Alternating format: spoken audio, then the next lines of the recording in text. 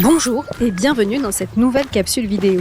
Que vous soyez déjà fonctionnaire territorial ou futur candidat à un concours, il est important de bien comprendre les mécanismes d'évolution de carrière dans la fonction publique territoriale. Aujourd'hui, on vous explique la différence entre deux dispositifs clés, l'examen professionnel d'avancement de grade et l'examen professionnel de promotion interne.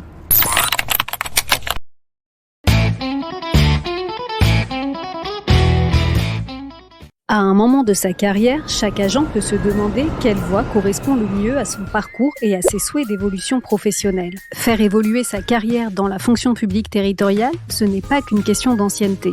Parmi les dispositifs d'évolution de carrière, les examens professionnels constituent un levier essentiel. Premier point à retenir, sachez que ces examens sont ouverts aux fonctionnaires uniquement. Pour s'y présenter, il faut être fonctionnaire titulaire au plus tard le jour de la première épreuve. L'accès à ces examens est encadré par des règles précises définies par les textes, notamment des conditions de durée de service et de position statutaire. Les examens professionnels permettent d'évoluer dans sa carrière de deux façons.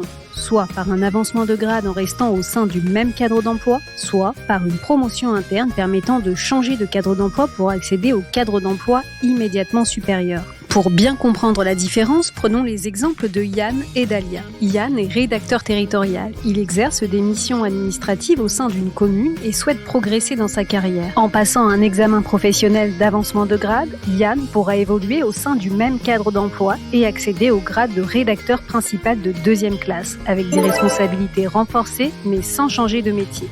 Cette progression permettra également à Yann de bénéficier d'une meilleure rémunération liée à l'évolution indiciaire. Quant à Alia, elle est technicienne territoriale. Elle travaille au sein d'un service technique d'un département et assure le suivi opérationnel des chantiers et des travaux. En passant un examen professionnel de promotion interne, Alia pourra changer de cadre d'emploi et accéder au cadre d'emploi des ingénieurs territoriaux. Elle deviendra alors ingénieure territoriale et interviendra sur des projets à plus grande échelle, sur des missions plus stratégiques et de pilotage. Et bonne nouvelle, lorsqu'aucune disposition réglementaire ne s'y oppose, il est possible de s'inscrire à un examen professionnel 1 an avant de remplir toutes les conditions requises. Dans les deux cas, réussir un examen professionnel ne vaut pas nomination automatique.